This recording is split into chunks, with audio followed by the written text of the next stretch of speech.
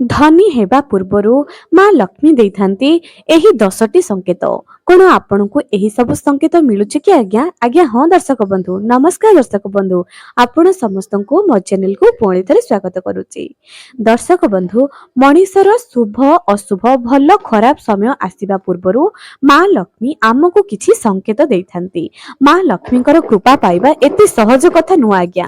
କିଛି ଜଣ ଆପଣମାନେ ଦେଖିଥିବେ ଜନ୍ମରୁ ହିଁ ଭଲ ଘରେ ଜନ୍ମ ନେଇଥାନ୍ତି, ସେମାନଙ୍କର କ୍ୟାରିୟର ଲକ୍ଜରୀ ଲାଇଫରେ ଯାଏ ଏବଂ କିଛି ଜଣ ଲକ୍ଜରୀ ଲାଇଫ ପାଇବା ପାଇଁ, ଲକ୍ଜରୀ ଲାଇଫ କଣ, ଗାଡି, ଭଲ ଘର, ଭଲ ଖାଇବା, ଭଲ କପଡା ପିନ୍ଧିବା, ଏସବୁ ଆପଣ ମାନେ ସମସ୍ତେ ସ୍ୱପ୍ନ ଦେଖିଥାନ୍ତି ପାଇବା ପାଇଁ।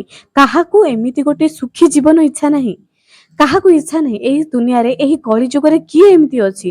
ଉପରେ ତ କହୁଥିବେ ଯେ ଆମକୁ ଦିଉଲେ ଦୁଇ ମୁଠା ଖାଇବାକୁ ମିଳିଗଲେ ଆମେ ବହୁତ ଖୁସି, କିନ୍ତୁ ପ୍ରକୃତରେ କଣ ଏହା ସମ୍ଭବ? ଆମର ଛୁଆମାନଙ୍କର ଭବିଷ୍ୟତ, ଆମ ପରିବାରର ଭବିଷ୍ୟତ, ଏଇ ସବୁ କେବଳ ମା ଲକ୍ଷ୍ମୀଙ୍କର ଆଶୀର୍ବାଦର ହୋଇଥାଏ। ତେବେ ମା ଲକ୍ଷ୍ମୀ ଯେତେବେଳେ ଆମ ଉପରେ କୃପା କରିଥାନ୍ତି ତା ପୂର୍ବରୁ କିଛି ସଂକେତ ଦେଇଥାନ୍ତି। ଆମ ଘରେ ଆମର ଭାଗ୍ୟ ବଦଳିବା ପୂର୍ବରୁ କିଛି ସଂକେତ ମିଳିଥାଏ ଆଜ୍ଞା। ଚାଲନ୍ତୁ ମୁଁ ସେହି ସଂକେତ ସବୁକୁ ଆପଣମାନଙ୍କୁ କହିବି। ତା ଆଗରୁ ଯଦି ଆପଣମାନେ ବି ମା ଲକ୍ଷ୍ମୀଙ୍କୁ ସ୍ମରଣ କରନ୍ତି, ମା ଲକ୍ଷ୍ମୀଙ୍କୁ ବହୁତ ଭଲ ପାଆନ୍ତି, କମେଣ୍ଟ ସେକ୍ସନରେ ଜୟ ମା ଲକ୍ଷ୍ମୀ ନିହାତି ଲେଖନ୍ତୁ। ଚ୍ୟାନେଲକୁ ସବସ୍କ୍ରାଇବ କରନ୍ତୁ, ପାଖରେ ଥିବା ବେଲ୍ ଆଇକନକୁ କ୍ଲିକ୍ କରି ଭିଡିଓକୁ ବହୁ ମାତ୍ରାରେ ସେୟାର କରନ୍ତୁ। ଚାଲନ୍ତୁ ଗୋଟିଏ ଗୋଟିଏ ସଂକେତ ଆପଣମାନଙ୍କୁ କହିବି, କିନ୍ତୁ ଦର୍ଶକ ବନ୍ଧୁ ମନେ ରଖନ୍ତୁ ଗୋଟିଏ ଜିନିଷ, ଏହି ଭିଡିଓ ଯେଉଁମାନେ ବି ଦେଖୁଛନ୍ତି ମା ଲକ୍ଷ୍ମୀ ଆପଣଙ୍କ ଉପରେ ସେତେବେଳେ ପ୍ରସନ୍ନ ହେବେ ଯେତେବେଳେ ଆପଣ ନାରାୟଣଙ୍କର ପୂଜା କରିବେ। ଘର ସଫା ସୁତୁରା ନିଟ୍ ଆଣ୍ଡ କ୍ଲିନ୍ ରହିବ। ସକାଳ ଏବଂ ସନ୍ଧ୍ୟା ସମୟ, ସକାଳୁ ଉଠି ସନ୍ଧ୍ୟା ପର୍ଯ୍ୟନ୍ତ ପ୍ରତ୍ୟେକ କାର୍ଯ୍ୟ ଆଚାରେ ଲକ୍ଷ୍ମୀ ବିଚାରେ ଲକ୍ଷ୍ମୀ, ଘରର ନାରୀ ମାନଙ୍କୁ ସମ୍ମାନ ଦେବେ। ଏମିତି ବହୁତ ଜିନିଷ କଲେ ଯାଇ ମାଙ୍କର ଆଶୀର୍ବାଦ ରହିବ। ଚାଲନ୍ତୁ ଯାହା ଉପରେ ମାଙ୍କର ଆଶୀର୍ବାଦ ରହିବ ତା ପୂର୍ବରୁ ତାକୁ କିଛି ସଂକେତ ମା ଦେଇଥାନ୍ତି। ଚାଲନ୍ତୁ ଆଉ ଡେରି ନ କରି ଆଜିର ଭିଡିଓଟି ଆରମ୍ଭ କରିବା। ପ୍ରଥମ ସଂକେତ, ଧଳା ପେଚା ଦେଖିବା ଏତେ ସହଜ କଥା ନାହିଁ ଆଜ୍ଞା, କିନ୍ତୁ ଯଦି ଧଳା ପେଚା ଆପଣଙ୍କର ଘର ସାମ୍ନାରେ ଆସିକରି ବସିବ, ଏହା କିମ୍ବା ଆପଣଙ୍କ ଘରେ ବସା ବାନ୍ଧିବ, ଅମାବାସ୍ୟା ଦିନ ଆପଣଙ୍କ ଘରକୁ ଆସିଛି, କେଉଁଠାରେ ଆପଣ ଗୋଟେ ରାତ୍ରି ସମୟରେ ଧଳା ପେଚା ଦେଖିଦେଇଛନ୍ତି, ତେବେ ମା ଲକ୍ଷ୍ମୀ ଆପଣଙ୍କ ଉପରେ ବହୁତ ଜଲ୍ଦି ପ୍ରସନ୍ନ ହେବା ପାଇଁ ଆସୁଛନ୍ତି। ବହୁତ ଜଲ୍ଦି ଆପଣଙ୍କର ପରିବାରର ଭାଗ୍ୟ ବଦଳିବା ପାଇଁ ଯାଉଛନ୍ତି। ଏହା ଥିଲା ପ୍ରଥମ ସଂକେତ। ଦ୍ୱିତୀୟ ସଂକେତଟି ଏଇଆ ଅଟେ ଯେ ଆପଣଙ୍କୁ ସକାଳୁ ସକାଳୁ ପୂଜା କରିବା ସମୟରେ ସକାଳୁ ସକାଳୁ ଘରକୁ ଭିକ୍ଷୁକ କିମ୍ବା ବ୍ରାହ୍ମଣ ଦାଣ୍ଡ ଦୁଆରକୁ ଆସିଯିବେ।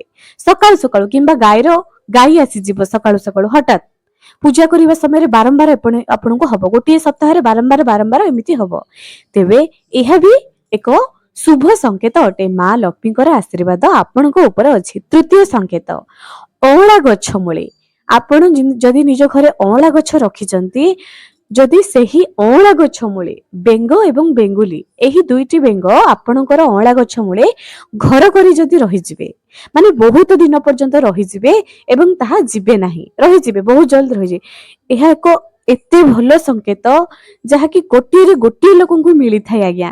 ଅଁଳା ଗଛ ଏମିତି ଏକ ଗଛ ଯାହା ଗଛକୁ ପୂଜା କଲେ ଶିବ, ପାର୍ବତୀ ଏବଂ ଲକ୍ଷ୍ମୀ ନାରାୟଣ ପ୍ରସନ୍ନ ହୋଇଥାନ୍ତି। ଅର୍ଥାତ୍ ଏହି ଗୋଟିଏ ଗଛରେ ହିଁ ଶିବ, ପାର୍ବତୀ ଏବଂ ଲକ୍ଷ୍ମୀ ନାରାୟଣ ମିଶିକରି ଅଛନ୍ତି।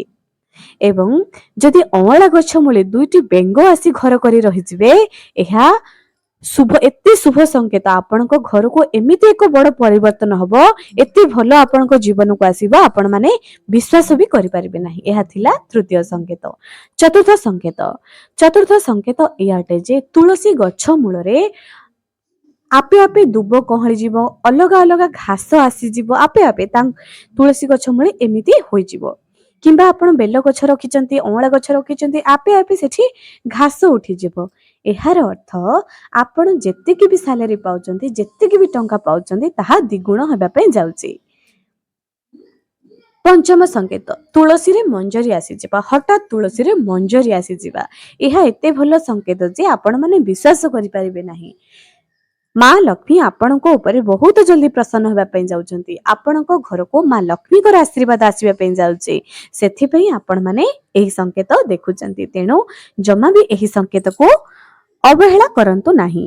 ଏବେ ଦର୍ଶକ ବନ୍ଧୁ, ଷଷ୍ଠ ସଂକେତ, ଘରେ କଳା ପିମ୍ପୁଡି ଅଚାନକ ବାହାରିବା। ଏତେ ମାତ୍ରାରେ ବାହାରିବେ ଯେ ଯାହାକି ନିଜ ପାଟିରେ କିଛି ଖାଦ୍ୟ ପଦାର୍ଥ ଧରି ଲମ୍ବା ଲାଇନରେ ଯାଉଥିବେ କିମ୍ବା ହଠାତ୍ ବାହାରିବେ। ଏମିତି ଗୋଟିଏ ସପ୍ତାହରେ 3ରୁ 4 ଥର ଦେଖାଯିବ। ତେବେ ଏହା ବି ଏକ ଶୁଭ ସଂକେତ ଅଟେ। ନିକଟ ଭବିଷ୍ୟତରେ ଆପଣଙ୍କ ଜୀବନରେ ଅପାର ଧନ ସମ୍ପତ୍ତିର ଆଗମନ ହେବା ପାଇଁ ଯାଉଛି। ସପ୍ତମ ସଂକେତଟି ଏଇଆ ଅଟେ ଯେ ଯଦି ଆପଣଙ୍କ ଘରେ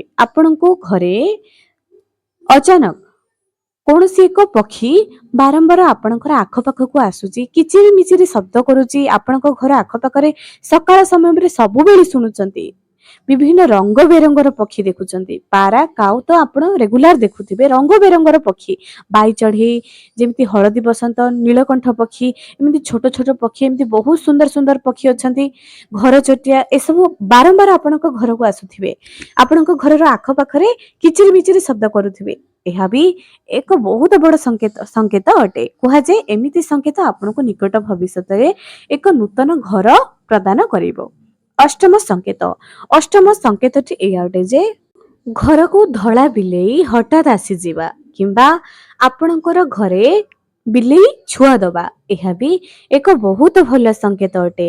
ଯଦି ଏପରି ସଂକେତ ଆପଣମାନେ ଦେଖୁଛନ୍ତି, ତେବେ ଜାଣି ରଖନ୍ତୁ ଆପଣଙ୍କର ଘରେ ବହୁତ ଜଲ୍ଦି ମା ଲକ୍ଷ୍ମୀଙ୍କର କୃପା ମିଳିବା ପାଇଁ ଯାଉଛି।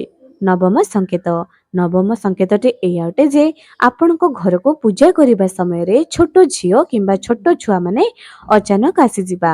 ଏହା ବି ମା ଲକ୍ଷ୍ମୀଙ୍କର କୃପା ନୁହେଁ ତ ଆଉ କଣ। ହଠାତ୍ ଆପଣଙ୍କ ଘରକୁ ଆସିଯିବା ଏବଂ ଛୁଆମାନେ ଯଦି ଆପଣଙ୍କ ଘରେ ମନ ଖୁସିରେ ଖେଳିବେ। ଦଶମ ସଂକେତଟି ଏଇଆ ଅଟେ ଯେ ପୂଜା କରିବା ସମୟରେ ଆପଣଙ୍କ ଘରକୁ ଅତିଥି ଆସିଯିବେ। ଏହା ବି ଏକ ବହୁତ ଭଲ ଶୁଭ ସଂକେତ ଅଟେ।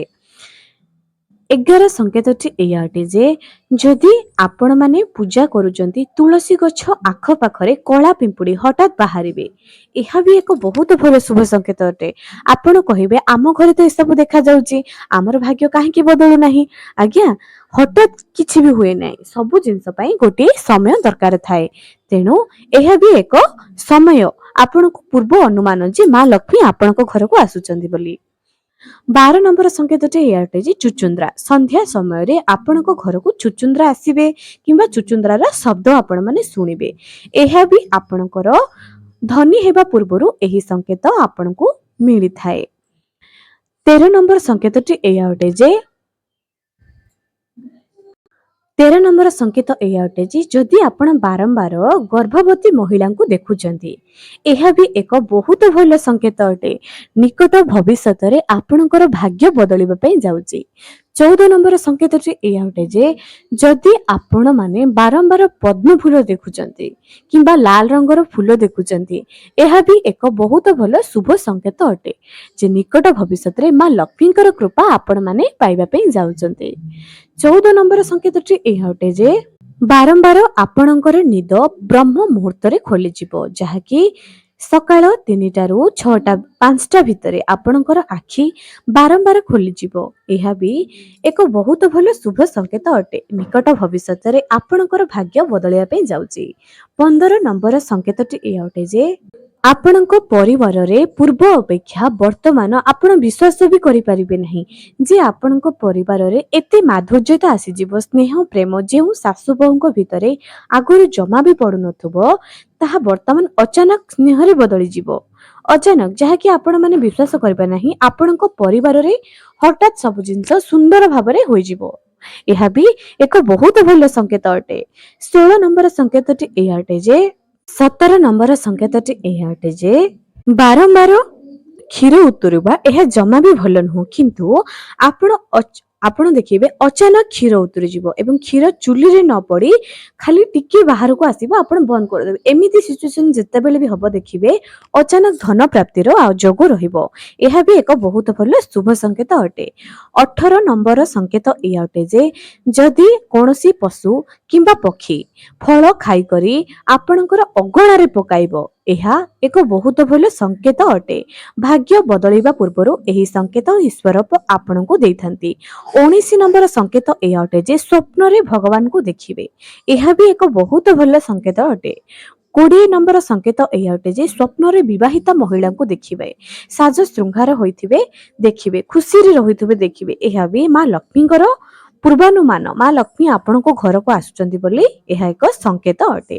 ତେବେ ଦର୍ଶକ ବନ୍ଧୁ, ଆଜିର ଭିଡିଓ ଆପଣମାନଙ୍କୁ କିପରି ଲାଗିଲା କମେଣ୍ଟ ସେକ୍ସନରେ ନିଶ୍ଚୟ ଜଣାଇବେ।